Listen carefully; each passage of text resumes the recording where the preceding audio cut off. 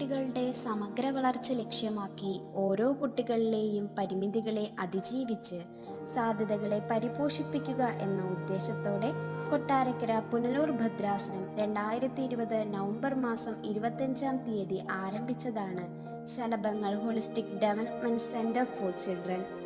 ബാല്യം ശരിയായ രീതിയിൽ ശാക്തീകരിക്കുന്നതിലൂടെ സമൂഹത്തെ മൂല്യപൂർണ്ണമാക്കാം എന്നതാണ് ശലഭത്തിന്റെ ലക്ഷ്യം. പ്രശ്നം വന്നതിനു ശേഷം പരിഹരിക്കുക എന്നതിലുപരി പ്രശ്നങ്ങൾ വരാതിരിക്കാൻ സമൂഹത്തെ സജ്ജമാക്കാം എന്നതാണ് ശലഭത്തിന്റെ ഉദ്ദേശം. ഓട്ടിസം, പഠന വൈകല്യം, സ്വഭാവ വൈകല്യം, വളർച്ചാഘട്ടത്തിലെ പ്രശ്നങ്ങൾ, സംസാര വൈകല്യം, മാനസിക പ്രശ്നങ്ങൾ തുടങ്ങിയ പ്രശ്നങ്ങളെയും പരിമിതികളെയും psychotherapy, speech therapy, physiotherapy, special education, occupational therapy തുടങ്ങിയ ചികിത്സാ പദ്ധതിയിലൂടെ ശലഭം പരിഹരിക്കുവാൻ ശ്രമിക്കുന്നു. താൽക്കാലിക കെട്ടിടത്തിൽ ആരംഭിച്ചിരിക്കുന്ന ശലഭത്തിൽ 250ഓളം കുട്ടികൾ സേവനം പ്രയോജനപ്പെടുത്തിയിട്ടുണ്ട്.